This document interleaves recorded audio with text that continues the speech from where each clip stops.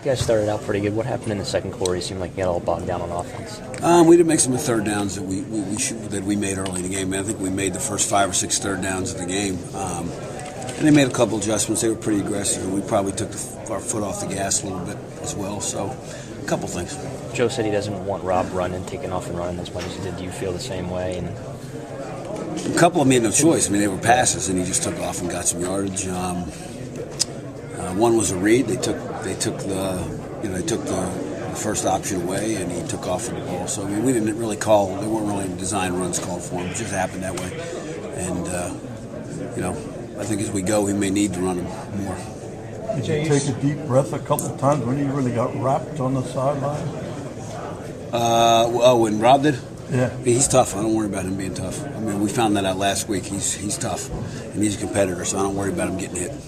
He finally wore rib protectors today after last week. He didn't want to wear them. I said, it came out to practice on Monday and had him. I said, you figured it out, didn't you? Early on, it seemed like you were trying to pass the ball, and then they had that long 17-play, 80-yard drive where you really kept it on the ground. Was that kind of a response to how Rob was playing, or was that the game plan? No, we just want to try and put ourselves in a position where, hey, we're going to run it, we're going to run it, we're going to run it. And let's see if we can run it. Because, Kent State's a good defensive football team. BC was 6'3" at the half. BC had all kinds of problems running the ball on them. We knew they were going to be tough. They put a lot of guys around the ball. They have a good blitz package. I told a couple of coaches in the elevator coming down, I said, you guys got a good defensive football team. And you give us some, gave us some things, gave us some problems, and we got to execute a little better. But it was more just to try and set a demeanor and say, hey, guys, we're going to run the football, and let's see if we can do it. Jay, what happened with Royster? He wasn't in there much after the first or the second series of the second half. I'm not sure because I'm kind of locked in the guy I'm coaching right now. It's kind of like watching your kids. You got to kind of baby him. So I'm not sure. I'm not even sure how much he played. I couldn't even tell you how many carries any of the guys got, just because you're kind of wrapped in your own thing. Is Bolden seeing a lot more every week? Does it get more confusing for him in the game now? Is there more games he goes on? No, the first interception was a bad call on my part. It was we were trying to get Brackett down the middle, and Brackett got held up. And when he came off that throw, he tried to get it to Moy. And really, in that situation with 40 seconds to go in the half, and one time I probably should have called a screen or run and draw. And if we get the first down, great, we go into 2 minutes. And if we don't, we just punt it and take the punt. So that's on me more than anything. Second one, you probably should have handed it off. And that one, that's the one that, when you coach him, you say, hey, that's on you, not us. But still, that's on me coaching ultimately.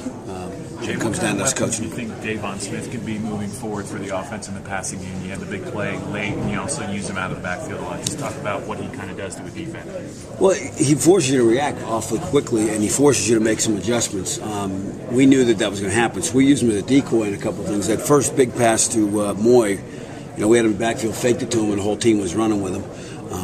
And that was by design. And now that you got a guy like that, everybody defensively is going to be aware of where he is. So he's going to be as effective creating other things as he is making things happen for himself. But he's just got so much speed, and he's really a much better running back than you realize because he played running back in high school, and he's got good vision. He sees some things. I thought he was going to score in that little inside counter. He's just a step away. But on the big touchdown pass, if Rob doesn't get hit on that one, that's if he throws through it, it's probably an easy walk-in for him. But he made it a little more exciting. Jay, what was your overall impression of the running game today?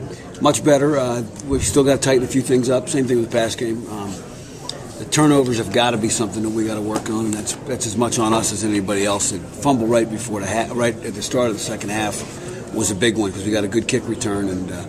But I think. We're starting to get some more cohesiveness, and we're getting a better push up front, and into a defense that was designed to stop the run. I don't know what we ran for. I have no idea. Shows how much we pay attention to statistics during the game, but it looked like we created some things, ran hard, and we got to continue going forward because it's going to get tougher and tougher.